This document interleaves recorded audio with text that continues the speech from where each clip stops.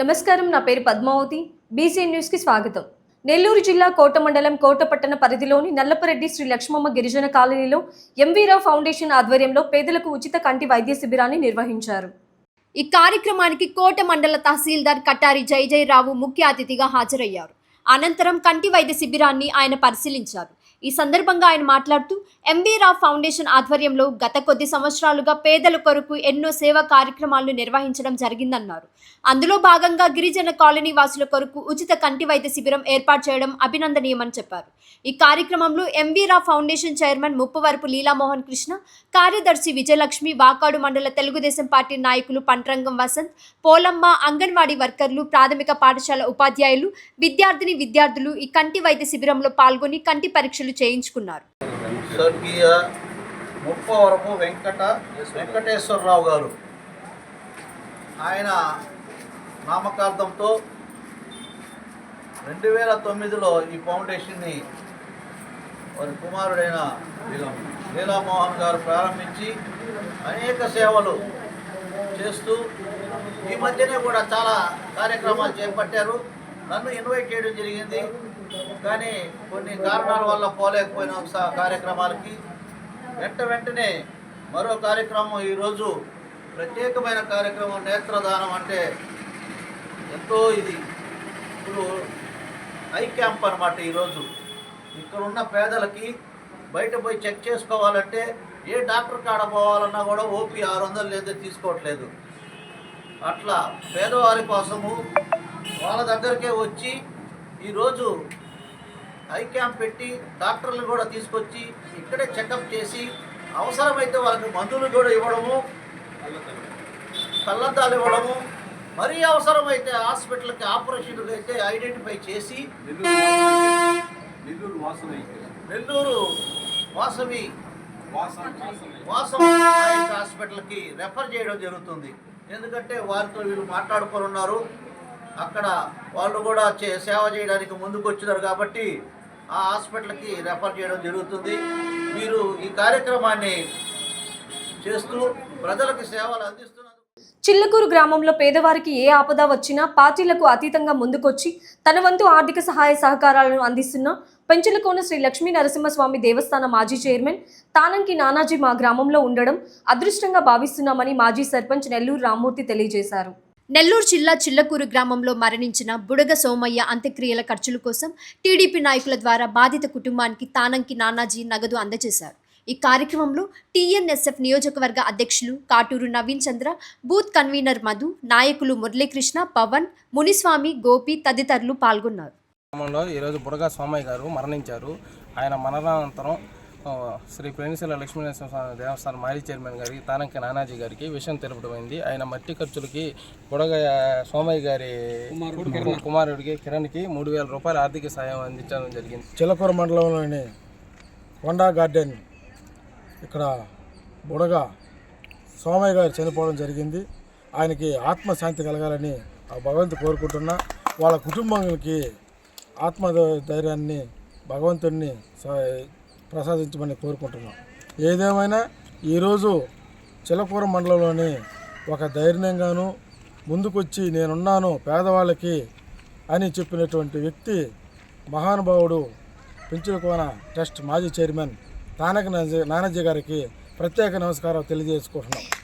ఇక్కడ చిల్లకూరు మండలంలో ప్రతి ఒక్క విషయం నేనున్నాను, పేదవాళ్ళకి సహాయం చేయడానికి ముందున్నాను, పార్టీలకు అతీతంగా మనం పనిచేద్దాం, మనకిచ్చిన అవకాశాన్ని ఇక్కడ ఈ ప్రజలకి మనం సేవ చేద్దాం, సేవాగుణం కలిగినటువంటి తానంకి నానాజీ గారికి వాళ్ళ కుటుంబ సభ్యులకి అందరికీ ఆ భగవంతుడు ఆయురారోగ్యాలు సహకరించాలని కోరుకుంటూ ఈ అవకాశం ఇచ్చిన పెద్దలందరికీ నమస్కారం తెలియజేసుకుంటాను. చిల్లకూరు గ్రామం ఎస్టీ కాలనీ ఎరుకుల సంబంధించిన కులానికి సంబంధించిన బుడగ సోమయ్య మరణించడం జరిగింది. ఈరోజు ఆ విషయాన్ని మా నాయకులు శ్రీ తానంకి నానాజీ గారికి విషయం తెలియపరచగా ఆయన మట్టి ఖర్చులకి విధంగా డబ్బులు సహాయం చేయడం జరుగుతుంది. ప్రతిసారి చిలకూరులో అనారోగ్యంతో ఏ పేదవారు చనిపోయినా కానీ మా నానేశ్వరి గారు ప్రతి ఒక్కరికి వాళ్ళ మట్టి ఖర్చులకి ఆర్థికంగా సహాయం చేస్తున్నారు. ఇలాంటి వ్యక్తి మా గ్రామంలో ఉన్నందుకు గ్రామ ప్రజలందరికీ ఆయనకి కృతజ్ఞతలు తెలియజేస్తున్నాం. మేము సంతోషపడుతున్నాము. ఈరోజు పేదవాడికి ఆపదంటే అనారోగ్యానికి ఖర్చు కావాలన్నా నాని సార్ అందజేస్తున్నారు. ఈ విధంగా అనేక మందికి ఈరోజు నాని సార్ సహాయం చేయడం కృతజ్ఞతలు సార్ గారికి పార్టీ తరపున కానీ మా తరపున కానీ. నెల్లూరు జిల్లా చిల్లకూరు మండల తహసీల్దార్ కార్యాలయం ఎదుట కాంగ్రెస్ పార్టీ రాష్ట్ర ప్రధాన కార్యదర్శి పంటా శ్రీనివాసులు రెడ్డి ఆధ్వర్యంలో కాంగ్రెస్ శ్రేణులు నిరసన చేపట్టారు. చిల్లకూరు మండలంలో కాంగ్రెస్ హయాంలో 13,000 ఎకరాల సీలింగ్ భూములను సేకరించారన్నారు.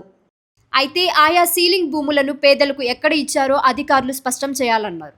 గత 4 ఏళ్లుగా సీలింగ్ భూములపై పోరాటం చేస్తున్న చర్యలు మాత్రం శూన్యమని మండిపడ్డారు. వందలాది ఎకరాల సీలింగ్ భూముల్లో రియల్ ఎస్టేట్ వెంచర్లు వేస్తుంటే అధికారులు చోద్యం చూస్తున్నారని ఆరోపించారు. జాతీయ రహదారి వెంబడి కోట్ల రూపాయల ప్రభుత్వ భూములు అన్యాక్రాంతం అయ్యాయని చెప్పారు. సీలింగ్ భూములు ఆక్రమించిన వారిపై చర్యలు తీసుకోవాలని డిమాండ్ చేశారు.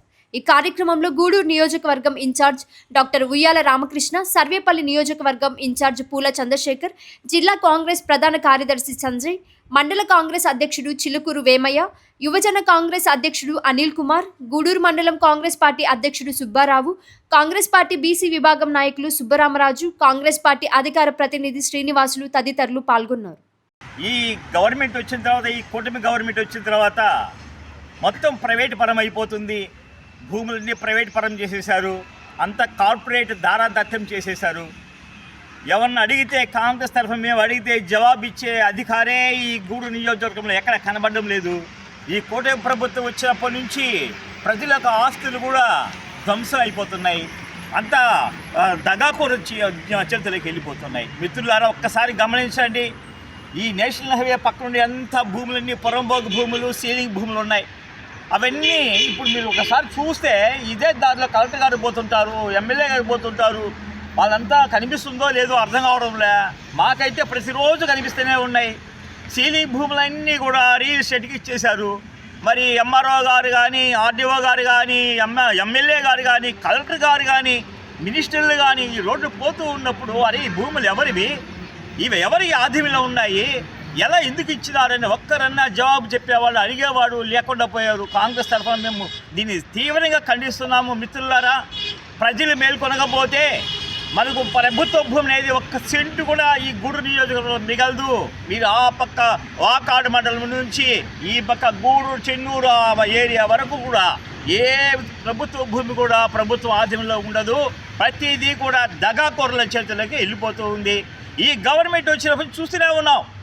ఈ గవర్నమెంట్ అంటే ఇష్టం లేదు. ఇదంతా ప్రైవేట్ పరమే. ఇది గవర్నమెంట్ పేరుకి గవర్నమెంటే కానీ ఇది ఎక్కడ గవర్నమెంట్ భూములు కానీ గవర్నమెంట్ ఆస్తులు కానీ కాపాడుకునే ఇది ధ్యాసే లేనట్టు అనిపిస్తుంది. ఈ యొక్క స్కీములు కానీ ఈ గవర్నమెంట్ ఈ ప్రభుత్వం ఆలోచన విధానం కానీ ప్రతిదీ ప్రైవేట్ పరంగానే ఆలోచిస్తుంది. పూర్తిగా వ్యాపారమయం చేసేశారు. ఈ రాజకీయాలు అంటేనే వ్యాపారమయం అయిపోయినాయి. ఇది పూర్తిగా ఈ కూటమి ప్రభుత్వం వచ్చిన తర్వాత పూర్తిగా గవర్నమెంట్ అనేది తుడిచిపెడుతుంది. ఏ గవర్నమెంటు లేదు, అన్ని ప్రైవేటు, అన్ని కార్పొరేటు. నువ్వు పోటు చూస్తే కార్పొరేట్ సెక్టర్లు వెళ్ళిపోతాయి, ఎడ్యుకేషన్ కార్పొరేట్ సెక్టర్లో వెళ్ళిపోతాయి, భూములు కార్పొరేట్కి అప్పచెప్పేస్తారు. ఇక నువ్వు అక్కడెక్కడో భూమి 99 పైసలకి అమ్మి ఇచ్చేస్తాడు ఎకరా. ఈ గవర్నమెంట్ ఏం ఆలోచిస్తుందో మిత్రులారా, ఒక్కసారి ఈ ప్రజలందరూ కూడా ఆలోచించి నిద్ర మేలుకోవాలనే కాంగ్రెస్ తరఫున మేము తీవ్రంగా ప్రజలకి విన్నవించుకుంటున్నాం. గవర్నమెంట్ని కూడా తీవ్రంగా హెచ్చరిస్తున్నాం. కాంగ్రెస్ గవర్నమెంట్ వస్తే మాత్రము మీరు ఎక్కడెక్కడ ఏమి అన్యాయాలు చేశారో మేము కింద నుంచి లోడుతాం. ఎవరైతే అన్యాయాలు చేస్తారో అధికారులు కానీ అనధికారులు కానీ రాజకీయ వాళ్ళ మీద ఖచ్చితంగా యాక్షన్ తీసుకుంటామని కాంగ్రెస్ గూడూరు నియోజకవర్గ ఇన్ఛార్జిగా నేను డాక్టర్ రామకృష్ణ. కాంగ్రెస్ పార్టీ తీసుకొచ్చినటువంటి ల్యాండ్ సీలింగ్ యాక్ట్ ద్వారా 13,000 ఎకరాలు ల్యాండ్ ఆ రోజు కాంగ్రెస్ పార్టీ ప్రభుత్వం ఇందిరాగాంధీ గారి ఆదేశాల మేరకు సేకరించడం జరిగింది. ఆ ల్యాండ్ ఎక్కడుంది, ఆ 13,000 ఎకరాలు ఎవరెవరో పంచిపెట్టారు, ఎంత భూమి మిగిలింది అని ఆర్టీఏ ద్వారా కానివ్వండి, పీజీఆర్ఎస్ ద్వారా కానివ్వండి దరఖాస్తు చేసాం 2023లో. 2023 నుంచి 2024, 25, 26 తిరుగుతూనే ఉన్నాము. ఆర్టీఏ దరఖాస్తు కానీ గత ప్రభుత్వంలో ఉన్నటువంటి స్పందన కానీ ఈ ప్రభుత్వంలో ఉన్నటువంటి పీజీఆర్ఎస్ ద్వారా కానీ ఎప్పుడు కూడా ఒక్కదానికి కూడా జవాబు చెప్పినటువంటి పరిస్థితి లేనే లేదు. ఇవాళ నేను అడుగుతూ ఉన్నాను, 13,000 ఎకరాలు అన్యాక్రాంతం అయిపోయినాయి. పేద ప్రజలకు చెందాల్సినటువంటి భూములు రియల్టర్లకు ఇస్తున్నారా అని నేను అడుగుతూ ఉన్నాను. ఈ చిల్లకూరు మండలం ఆఫీసు ఎదురుగా ఉన్నటువంటి లేఅవుట్లో తెలుగుగంగ కాలువ కాంగ్రెస్ ప్రభుత్వ హయాంలో ఎంతో సొమ్ము వెచ్చించి కాలువ తోవడం జరిగింది. దాన్ని పూర్తి చేసి లేఅవుట్ చేశారు. ఆ రోజునే మేము కాగితం పెట్టాం. ఇప్పటి వరకు దాని మీద దరఖాస్తుకి ఆన్సర్ ఉన్నటువంటి పరిస్థితి. అదేవిధంగా వరగలి క్రాస్ రోడ్ నుండి కోట క్రాస్ రోడ్ వరకు ఎక్కడ ఒక్క సెంటు భూమి కూడా అన్యాక్రాంతం కాబడలేదు. అంతా వ్యవసాయం చేసుకుంటున్నారు. సీలింగ్ ల్యాండ్స్ ఎక్కడ కూడా దురాక్రమణ జరగలేదని చెప్పి ఇక్కడ ఉన్నటువంటి తహసీల్దార్ ఆఫీస్ నుండి విఆర్ఓ రాసినటువంటి రిపోర్ట్ నాకు పంపడం జరిగింది. నేను ప్రధానమంత్రి గారికి లేఖ రాశాను. దానికి సంబంధించి జాయింట్ కలెక్టర్ కానీ సబ్ కలెక్టర్ ద్వారా కానీ ఎంక్వైరీ జరిపి రిపోర్టు పంపమని చెప్పి ఆదేశాలు ఇవ్వడం జరిగింది. కానీ ఇక్కడ విఆర్ఓ రిపోర్ట్ పెట్టేసి పీజీఆర్ఎస్లో ఎండార్స్మెంట్ ఇవ్వడం జరిగింది. ఇది ఎంత దుర్మార్గం ఆలోచన చేయండి అని నేను అడుగుతూ ఉన్నాను. అదేవిధంగా వరగల క్రాస్ రోడ్ నుండి కోట క్రాస్ రోడ్ వరకు లేఅవుట్లే లేవు. ఎక్కడ గోడలు కట్టలేదు, ఎక్కడ మట్టి తోలలేదు. గుంట పొరంబోకులు కానీ మేత పొరంబోకులు కానీ కాలువ పొరంబోకులు కానీ ఎక్కడ ఆక్రమణ జరగలేదని చెప్పి పీజీఆర్ఎస్లో ఎండార్స్మెంట్ ఇవ్వడం జరిగింది. మిత్రులారా, నేను అడుగుతున్నాను, మీరు ఎక్కడైనా ఒక్క సెంటు భూమి కూడా ఇక్కడ ఎక్కడైనా వ్యవసాయం చేస్తున్నారని నేను అడుగుతున్నాను. 367 సర్వే నెంబర్ కానీ 438 సర్వే నెంబర్ కానీ 364 కానీ నక్కలవారి కంట్రికి భూములు కానీ ఎక్కడైనా సరే ఒక్క సెంటు భూమిలో వ్యవసాయం జరుగుతుందా అని నేను అడుగుతున్నాను. 54.5 ఎకరా ఏపీఐఐసికి ఇవ్వడం జరిగిందని APIIC zonal manager Viksit Bharat కార్యక్రమంలో మొన్న కలెక్టరేట్లో చెప్పడం జరిగింది. 54.5 ఎకరాలో 50 సెంట్లు కూడా ఏపీఐసి ఆధ్వర్యంలో ఉందా అని నేను అడుగుతున్నాను. కాబట్టి దీనిపైన పూర్తి వివరాలు సేకరించి సిబిఐ ఎంక్వైరీ జరగాలని విజిలెన్స్ కానీ అదే మరిగా ఏ అయితే దర్యాప్తు సంస్థలు ఉన్నాయో వాటి ద్వారా విచారించాల్సినటువంటి అవసరం ఉంది. ఈ ఎన్హెచ్ సంబంధించి 2 పక్కల గోడలు కట్టేసి పెద్ద పెద్ద వెంచర్లు ఏర్పాటు చేస్తున్నారు. దాదాపు 2,000 కోట్ల రూపాయల దోపిడీ జరుగుతుందని చెప్పి నేను కంప్లైంట్ ఇవ్వడం జరిగింది. నేను అడుగుతున్నాను, సీలింగ్ భూములు దాదాపుగా ఓన్లీ బైపాస్ పక్కనే దాదాపు 2,000 ఎకరాలు ఉన్నాయి.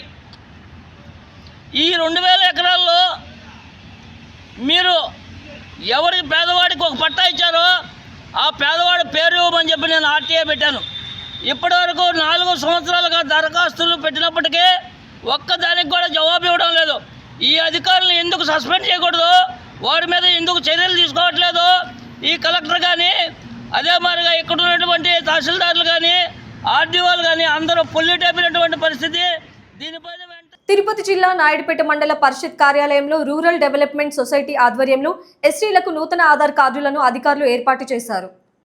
స్వతంత్రం వచ్చి ఏళ్లు గడుస్తున్న ఓజిలి మండలం ఉమ్మయ్యపాలెం గ్రామంలోని గిరిజనులకు నేటికి ఆధార్ కార్డులు లేవని, ఆధార్ కార్డులు లేక ప్రభుత్వ సంక్షేమ పథకాలు అందక వారు అనేక ఇబ్బందులకు గురవుతున్నారని తెలుసుకున్న Balajyothi rural development society chairman Chandrasekhar వారిని నాయుడుపేటలోని ఎంపీడీఓ కార్యాలయంలోని ఆధార్ సెంటర్కు తీసుకొచ్చారు. వారికి నూతన ఆధార్ కార్డులను ఏర్పాటు చేసేందుకు కృషి చేశారు.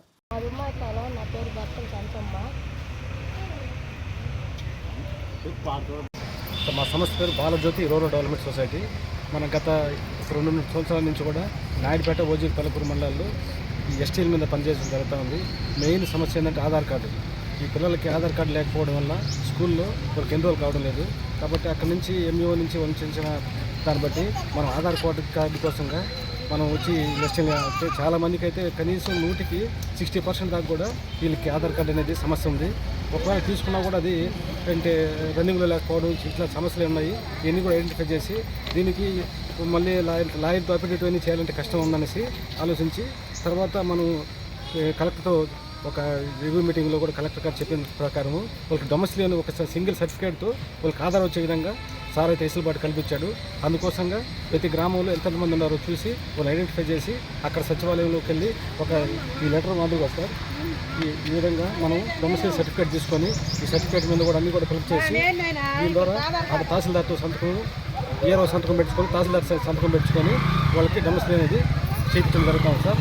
టికెట్ కూడా రెడీ చేసి దీని ద్వారా కూడా మనం మండలంలో 2 కిట్లు నడుస్తున్నాయి. ఇక్కడ తీసుకొచ్చి వాళ్ళకి Aadhaar card new Aadhaar card కావచ్చు, ఆధార్ అప్డేషన్ కావచ్చు, ఎటువంటి ప్రాబ్లం కూడా సింగిల్ డాక్యుమెంట్ కూడా మనం చేయడం జరుగుతాం సార్. ఇందులో మనలో ఉండే మన ఎంఈఓ సార్ అయితే ఎండిఓ గారు సార్ అయితే అందరూ కూడా మనకు సహకరిస్తున్నారు. దీనివల్ల మనం అందరం కూడా 100% చేయగలుగుతాము. ఇంకా చాలామంది ఉన్నారు. దీన్ని కూడా మనం ఈ మార్చి ఈ ఫైనాన్షియల్ లోపల అందరం కూడా ఫుల్ ఫ్లెడ్జ్డ్గా చేస్తామని చెప్పేసి మా సంస్థ తరఫున అధికారుల తరఫున ధన్యవాదాలు తెలుపుతున్నాను. కూడా ఇప్పటివరకు ఓజీకి తలుపు నాయకుల మండలాల్లో పంచాయతీ ఓజీగా తీసుకుంటే సార్ ఓన్లీ యానాదులకి దగ్గర ఒక 570 మందికి కూడా సార్ మన సింగిల్గా అంటే పర్సనల్ వైజ్గా కూడా కొత్త ఆధార్లు అయితేమి, ఆధార్ అప్డేషన్ అయితేమి, న్యూ ఆధార్ అయితేమి, ఇది ఏ ప్రాబ్లం ఉన్నా కూడా చేయించడం జరుగుతుంది సార్. అదేవిధంగా రేషన్ కార్డు అయితేమి, జాబ్ కార్డు అయితేమి, ఏంటి ఓటర్ కార్డు అయితేమి, ఇవన్నీ కూడా సమస్యలు కూడా మనం కూర్చొని హౌస్ వైజ్గా కూడా సర్వే చేసి అవన్నీ కూడా పాయింట్అవుట్ చేసి ఒక్కొక్కటి సర్వే చేసుకుంటూ వస్తున్నాం సార్. ఇందులో అధికారులు, సచివాలయ సిబ్బంది, మండల స్థాయి అధికారులు, జిల్లా స్థాయి అధికారులు అందరూ కూడా సహకారంతోనే మేము ఒక అడుగు ముందుకెళ్తున్నాం సార్. ధన్యవాదాలు సార్. Thank you. మా సంస్థ తరఫున కూడా అధికారుల ద్వారా వీళ్ళకి ఇప్పటివరకు కూడా ఏంటంటే ఏదో అందుతున్నాయి కానీ అనుకున్న విధంగా వాళ్ళకి గవర్నమెంట్ స్కీమ్స్ అయితే ఇంప్లిమెంటేషన్ కావడం లేదు సార్.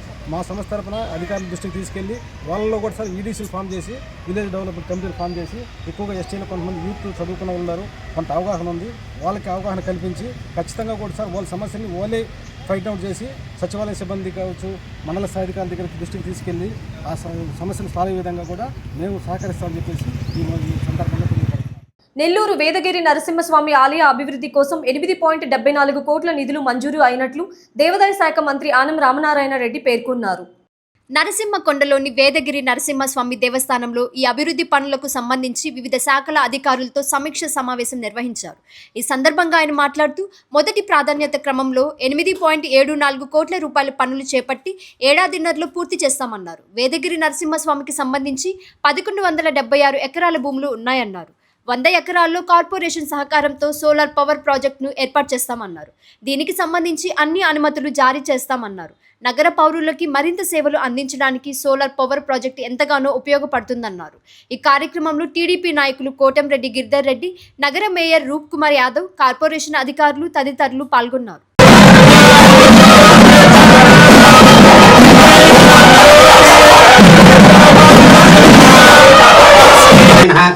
प्रीत्यर्थं श्रीमान् श्रीमतः आंध्रपाल गोत्रोद्भवस्य श्रीनिवासरेड्डी नामधेयस्य जमाय नमः ओम महादंष्टाय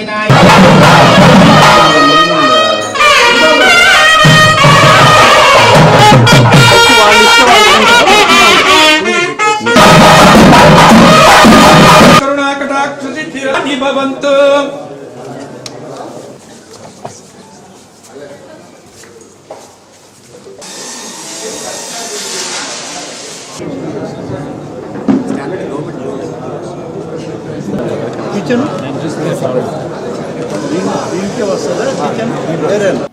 ఆలయంలో సోదరులు శ్రీధర్ రెడ్డి గారి ఆధ్వర్యంలో వారి సోదరులు గిరిధర్ రెడ్డి గారు వారితో కలిసి ఈరోజు ఈ ఆలయాన్ని సందర్శించడం, ఆలయ అభివృద్ధి కార్యక్రమాల్లో సమీక్షించుకోవడం కూడా జరుగుతూ ఉంది.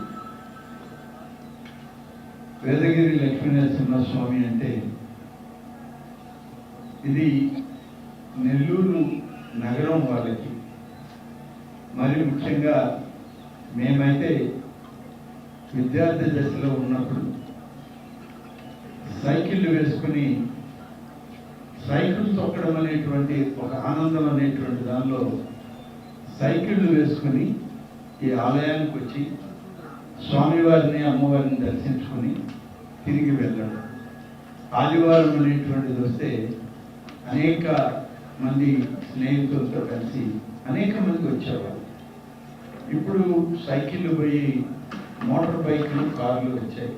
రావడం అయితే అదే విధంగా రావడం జరుగుతుంది. చాలా ఒక విషయం ఏంటంటే, వేదగిరి లక్ష్మీనరసింహస్వామి పెన్నా నదికి ఇటువైపు ఉంటే, పెన్నా నదికి అటువైపున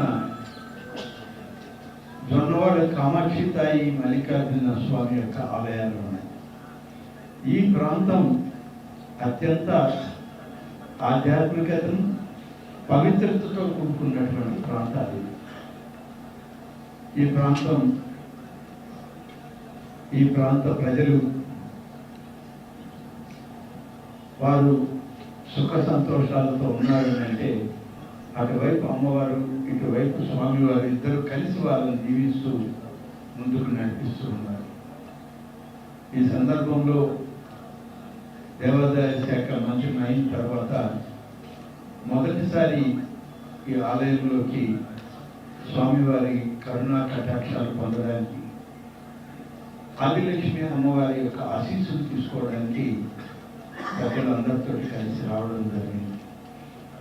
ఇవాళ గిరిధర్ రెడ్డి గారు, నగర మేయర్ రూప్ కుమార్ యాదవ్ గారు, విజయ్ భాస్కర్ రెడ్డి గారు, ఆలయ చైర్మన్ గారు, అలాగే కార్పొరేషన్ కమిషనర్ గారు, నెల్లూరు ఆర్డీఓ గారు, రంగమయూర్ రెడ్డి గారు, పెద్దలందరితోటి ఈరోజు ఈ సమీక్ష చేసుకుంటూ ఉన్నాం. మీ అందరికీ 1-2 విషయాలు చెప్పాల్సినటువంటి అవసరం. గడిచిన 6 మాసాలుగా శ్రీధర్ రెడ్డి గారు, వారి తరఫున గిరిధర్ రెడ్డి గారు వేదగిరి లక్ష్మీనరసింహస్వామి యొక్క ఆలయాన్ని, దీనికి అవసరమైనటువంటి పునర్నిర్మాణ కార్యక్రమాలు చేయాలి, నిధులు కావాలి, మీరు దేవాదాయ శాఖ నుంచి మంజూరు చేయండి అని చెప్పి విజయవాడలో, అమరావతిలో అధికారికంగా ఆఫీసులో కానీ, లేకుంటే నెల్లూరుకు వచ్చినప్పుడు కానీ వారు కలవడం, అడగడం అనేటువంటిది జరిగింది. అలాగే శ్రీధర్ రెడ్డి గారు ప్రభుత్వానికి ఒక లేఖ కూడా సమర్పించడం జరిగింది.